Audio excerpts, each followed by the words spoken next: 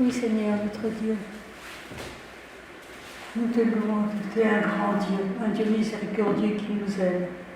Seigneur, nous te prions vraiment aujourd'hui, dans ce dimanche, de rendre nos cœurs ouverts, de les libérer des soucis et de rendre nos cœurs ouverts à ta parole. Amen.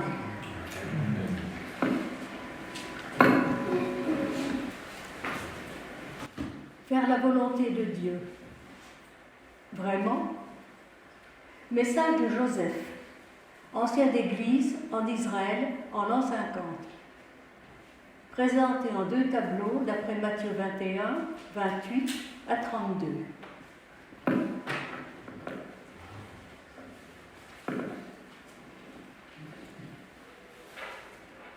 Lundi soir, 4 octobre de l'année 50 après Jésus-Christ, dans un village d'Israël, quelque part entre Jaffa et Césarée, Joseph va prêcher dimanche prochain, le 10 octobre. Il réfléchit à son futur message. Joseph est un chrétien d'origine juive. Il a été autrefois collecteur d'impôts, on dit aussi publicain dans les anciennes versions. Il a été collecteur d'impôts pour les Romains qui occupent le pays. Il en a profité. Trop bien profité. Bien trop profité. Son cousin Lévi, c'est-à-dire Matthieu, oui, c'est bien le Matthieu du Nouveau Testament. Son cousin lui a parlé de Jésus. Il lui a raconté sa vie, ses souffrances et sa mort sur la croix pour les pécheurs. Et puis sa résurrection.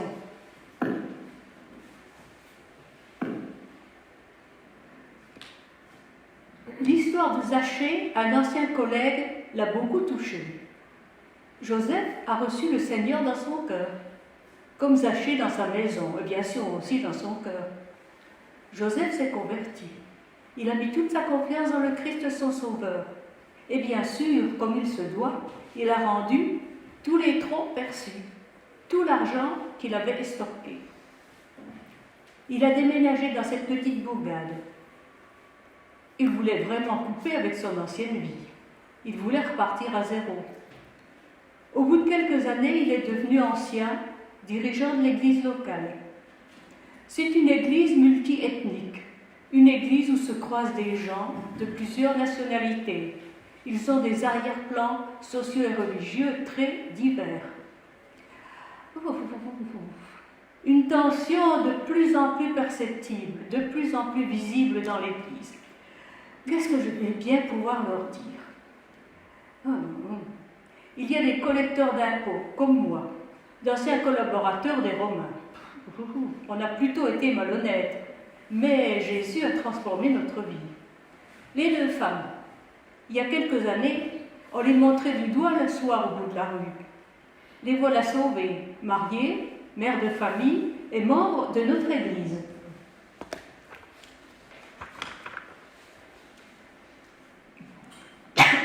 Plusieurs familles pauvres, peu instruites, quelques soldats de la garnison romaine, des gars sérieux, disciplinés, 1 ou 2 contacts. Dans notre milieu juif, on les appelle des prosélytes. Ils connaissent nos coutumes. Et les autres, eh bien, ils ne connaissent pas grand-chose. Ce qui me fait le plus de soucis, c'est notre groupe des notables. Des pharisiens purs et durs. C'est vrai, ils sont convertis et bien engagés dans l'Église. Mais en plus de la foi en Jésus-Christ, ils voudraient garder tout le système. La loi de Moïse, la circoncision, les traditions. Et surtout, ils voudraient l'imposer aux autres.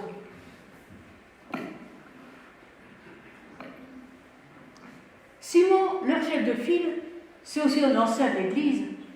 Il est venu me trouver la semaine dernière. Il m'a dit, ça ne peut plus durer. On ne supporte plus ces païens, ces anciens escrocs et ces anciennes filles de joie. Et toute cette populace. Alors là, je me suis dit que les vieux automatismes, ceux que rapportait Jean, l'apôtre Jean, comme cette foule qui ne connaît pas la loi, ce sont des maudits. Alors je me suis dit que ces vieux automatismes méprisants n'avaient pas encore disparu.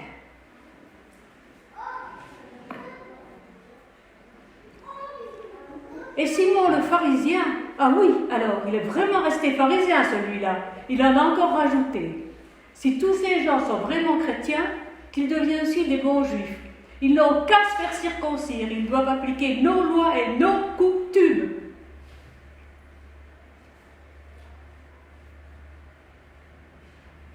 Si moi, Joseph, leur conducteur spirituel, je laisse aller les choses, il va y avoir de la division.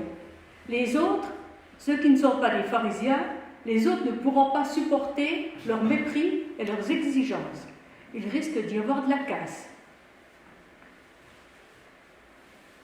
Joseph prie, demande l'inspiration à Dieu, médite la parole, écrit son message. Deuxième tableau. Dimanche 10 octobre à 10h, devant son public habituel, avec en plus quelques têtes nouvelles. Joseph est un peu anxieux. Comment les gens vont réagir? Est-ce qu'ils vont comprendre ce que je veux dire? Après une courte prière muette. Frères et sœurs, vous m'avez déjà entendu parler de mon cousin Matthieu. C'est grâce à son témoignage pour Jésus que je me suis convertie, que maintenant, je suis au service de Dieu, comme vous le voyez devant vous. Eh bien, mon cousin Matthieu est en train d'écrire ses souvenirs du temps où il était avec Jésus. Ce que faisait Jésus, ce qu'il disait. Matthieu l'a très bien retenu. Il a noté des discours entiers du Seigneur et aussi des paraboles, des anecdotes que racontait Jésus pour faire réfléchir. Je vais donc vous dire un court récit que Matthieu m'a raconté.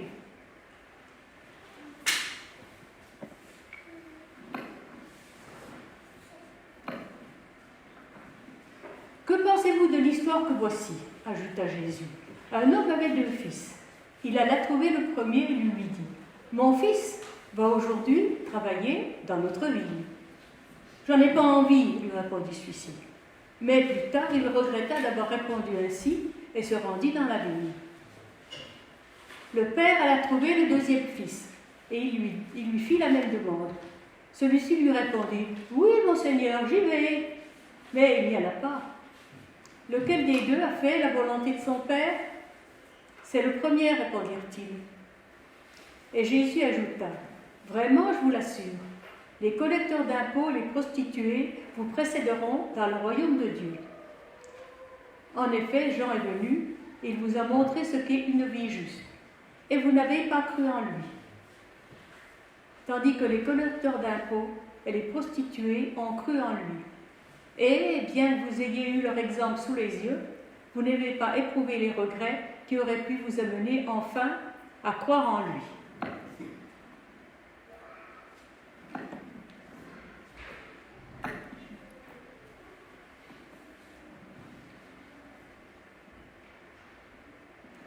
Le début, les 2 premiers versets, c'est une parabole, une anecdote pour faire réfléchir. Je vais répéter pour que chacun comprenne bien. Demandez-vous si ça veut dire quelque chose pour vous. Un homme avait 2 fils. Cet homme, c'est Dieu. Est-ce que quelqu'un peut trouver qui sont les 2 fils? Silence dans l'assistance. On hésite. On a peur de se dévoiler, on a peur de dire une bêtise. Je vous mets sur la piste. Le père dit: Mon fils, aujourd'hui, va travailler dans notre ville. Un jeune pharisien converti lance sa réponse. La vigne, c'est le symbole d'Israël, et le fils, ça veut dire le peuple d'Israël. Mais je ne comprends pas pourquoi il y a 2 fils, puisqu'il y a un seul peuple d'Israël.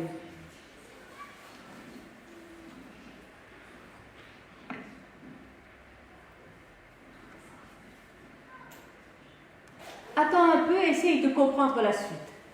Mon fils va aujourd'hui travailler dans notre ville. Le garçon a répondu: Je n'en ai pas envie.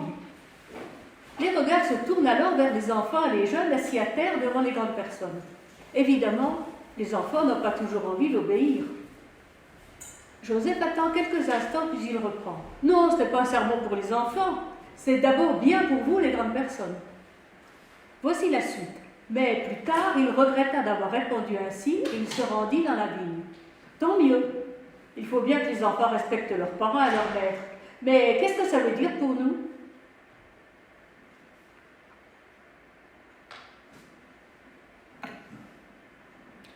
Un petit effort de mémoire. Qui sont les gens parmi vous, frères et sœurs, qui ont commencé par dire non à Dieu? Qui sont ceux et celles parmi vous qui ont d'abord désobéi à ses commandements? Parmi les hommes, quelques pères Dieu se fixent sur les sandales. Sous les voiles, les joues rosissent. Ah, je vois que vous avez déjà compris quelque chose. Je vous l'ai déjà raconté. Du temps de Jésus, comme aujourd'hui, il y avait des collecteurs d'impôts. C'étaient les collaborateurs des Romains qui occupent notre terre, et aussi les prostituées, les filles de mauvaise vie.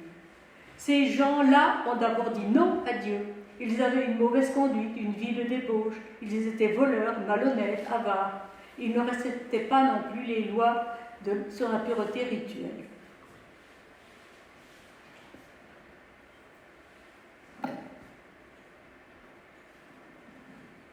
Alors, comment ça se fait qu'après, ils aient dit oui? Comment ça se fait que c'est eux qui ont dit oui? Toi, Sarah, tu savais bien quel genre de femme tu étais avant de venir ici parmi nous. Et toi, Zabulon, l'honnêteté en affaires, ça ne t'étouffait pas beaucoup. Alors, expliquez-nous un peu comment ça s'est passé pour vous.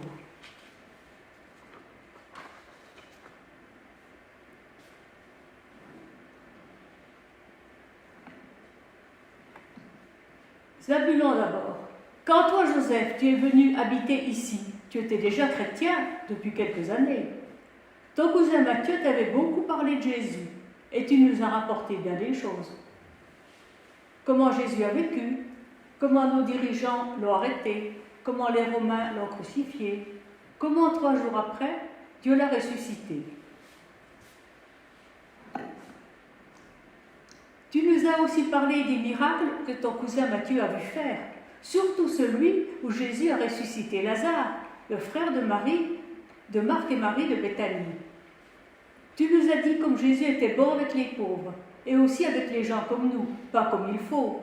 Tu nous as raconté qu'il a bien voulu aller manger chez Zachée, un collecteur d'impôts comme moi.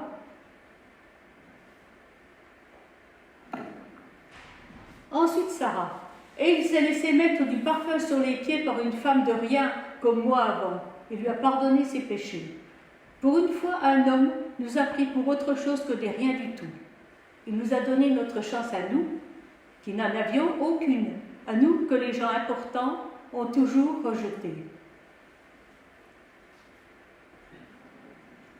Eh bien, toi, Joseph, ce que tu nous as dit de Jésus, ça a parlé à notre cœur.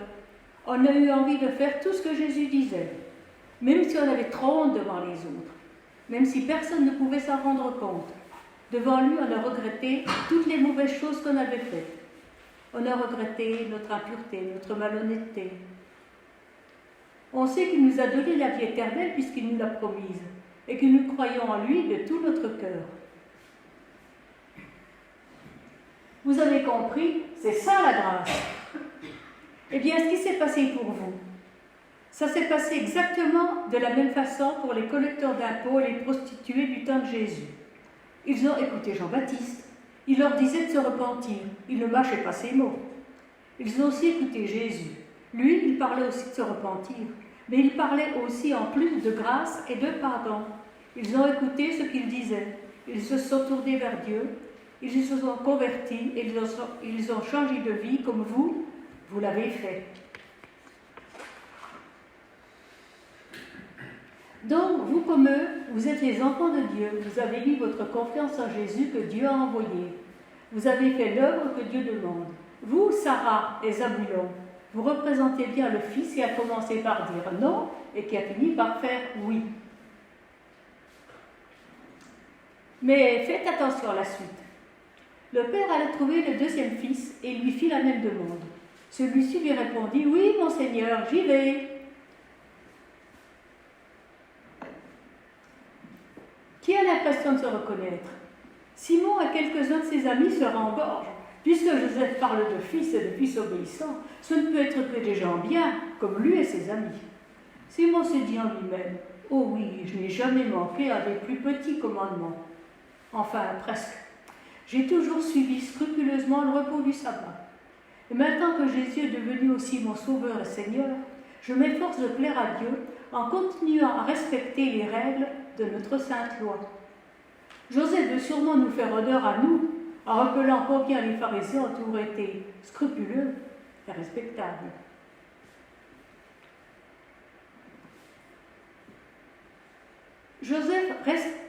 Joseph jette un coup d'œil un peu amusé sur la mine un peu trop satisfaite de Simon, et il envoie sa pointe. « Oui, mon Seigneur, j'y vais, mais... » Il n'y est pas allé, il n'a rien fait du tout. Simon, rouge de confusion et de colère, se tourne vers ses amis. « Je n'y comprends rien.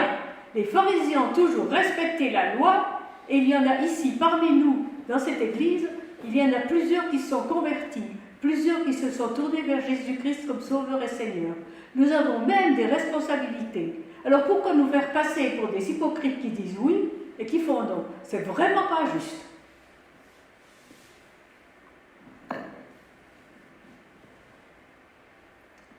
Joseph reprend. Alors écoutez tous bien. Jésus a appliqué sa parabole. Il a posé une question aux anciens du peuple et aux chefs des prêtres autour de lui. Il y avait sûrement des pharisiens parmi eux. Lequel des deux a fait la volonté de son Père? Qu'ont-ils répondu à votre avis? Il y a de la gêne dans l'air. Les gens du peuple, les pécheurs repentis, ont la réponse sur les lèvres. Mais ils n'osent rien dire, à cause des regards lourds sur eux. Quant aux notables, aux pharisiens présents ce dimanche-là, ils répondraient bien s'il n'y avait seulement la première partie de la réponse du deuxième fils, « Oui, mon Seigneur, j'y vais. » Malheureusement, la deuxième partie gâche tout, il n'y est pas allé. Un petit gamin, c'est le premier. Tu as raison, Jérémie. Mais les grandes personnes n'ont pas osé parler. Vous êtes moins hardis que les gens du temps de Jésus. Eux, ils ont dit tout de suite, c'est le premier, sans hésiter une seconde. Savez-vous ce que Jésus a dit après? Savez-vous ce qu'il a dit aux anciens et aux chefs du peuple autour de lui? Ce qu'il a dit à ces pharisiens parmi eux? Savez-vous ce qu'il a dit à tous ces gens qu'il contredisait, à tous ces gens qui ne voulaient pas croire en lui? Silence sur les bancs. Vraiment, je vous l'assure, les collecteurs d'impôts et les prostituées vous précéderont dans le royaume de Dieu. En effet, Jean est venu, il vous a montré ce qu'est une vie juste, et vous n'avez pas cru en lui. Tandis que les collecteurs d'impôts et les prostituées ont cru en lui, et, bien que vous ayez eu leur exemple sous les yeux, vous n'avez pas éprouvé les regrets qui auraient pu vous amener enfin à croire en lui. Ici, précéder, ça ne veut pas dire seulement passer devant, passer les premiers, avoir un peu d'avance. C'est prendre la place. Les rôles sont renversés. Jésus dira aussi un peu plus tard à ces notables-là, à ces pharisiens incrédules, « Le royaume de Dieu vous sera enlevé et il sera donné à un peuple qui en produira les fruits. »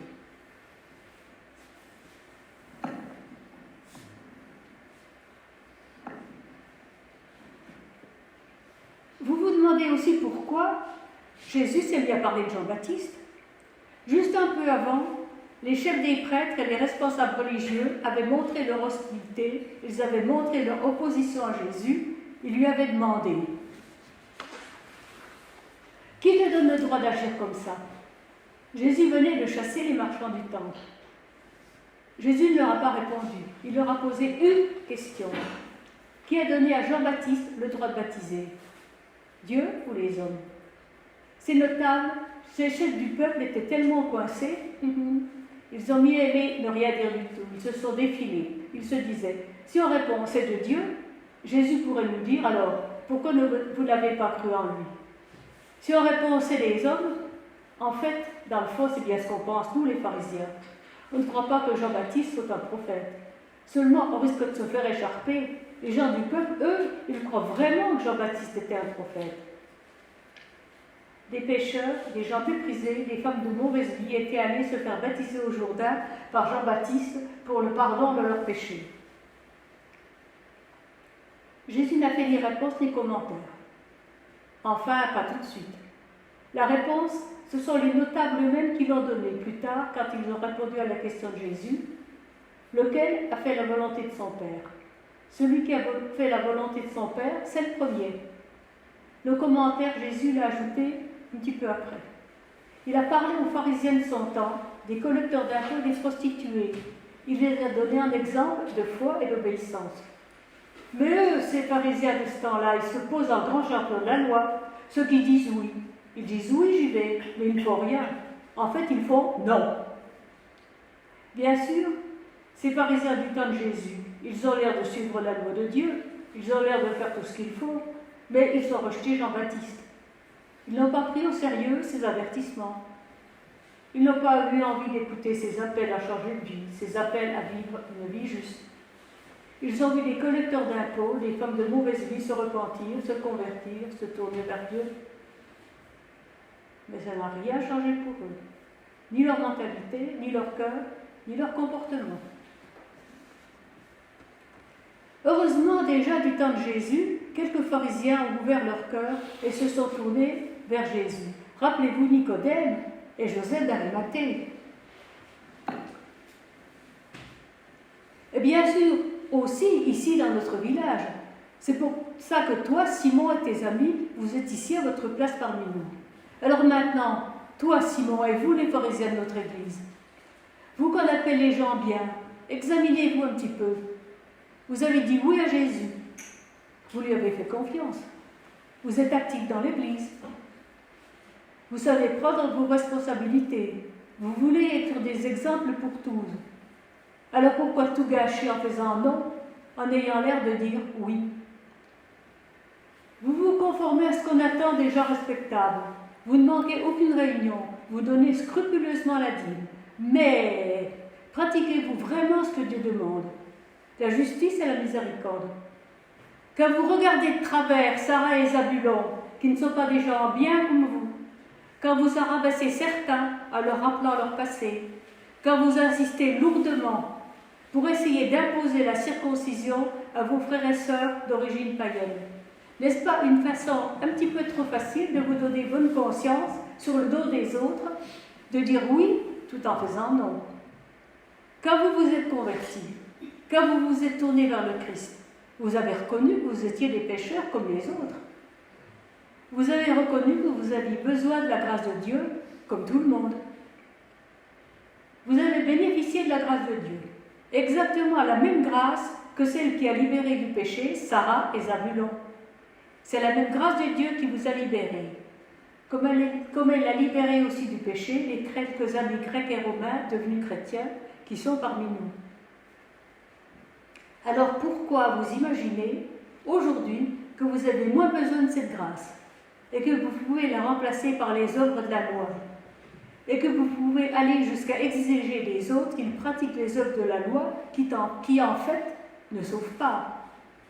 Ne prenez pas le risque de fermer aux autres les portes du royaume de Dieu. Juifs et païens convertis forment ensemble le vrai peuple de Dieu, comme vous l'êtes devenus par grâce. La distinction juif et païen, la distinction pharisien, gens bien, collecteur d'impôts, gens peu recommandables, n'a plus cours dans l'Église. Elle ne doit surtout pas entraîner une séparation parmi nous. Revenons au XXIe siècle, dans notre Église à Bourg-Rouge. Reprenons notre place, celle que Dieu a préparée pour chacun de nous. Si nous nous sommes engagés dans une direction, si nous avons fait des affirmations dans une direction qui veut dire oui, notre comportement ne doit pas aller dans le sens inverse et dire en fait non. Nous les chrétiens qui depuis des années participons au culte chaque dimanche, nous qui sommes engagés, responsables dans notre Église, ne prenons pas le risque de nous comporter comme des pharisiens envers les personnes moins avancées. Avons-nous eu des réflexions, des attitudes, des exigences qui ferment la porte aux autres au lieu de l'ouvrir? Ne prenons-nous pas le risque de décourager les jeunes, les nouveaux convertis, les gens qui n'arrivent pas à sortir de leurs problèmes par des oui, des promesses sans lendemain, des bulles de savon, des affirmations qui visent à faire admirer notre consécration, notre dévouement, mais ne conduisent à rien? Sommes-nous sérieux et fiables? Tenons-nous nos oui, nos engagements? Mettons-nous en pratique les dons que Dieu nous a accordés? Nous ne nous croyons surtout pas meilleurs et plus consacrés que les autres. N'oublions jamais que tout est donné par grâce, non seulement notre foi en Christ, mais aussi tout ce qu'il nous a rendus capables d'accomplir. Une petite note de Joseph. Toi, la prédicatrice, tu t'en tires pas mal, mais évite de faire des prédications qui volent à 100 à l'heure au-dessus de la tête des gens. Pour entrer dans le royaume de Dieu, dans le royaume des cieux, il ne suffit pas de dire « Seigneur, Seigneur », il faut accomplir la volonté de mon Père céleste. Matthieu 7, 21. Amen.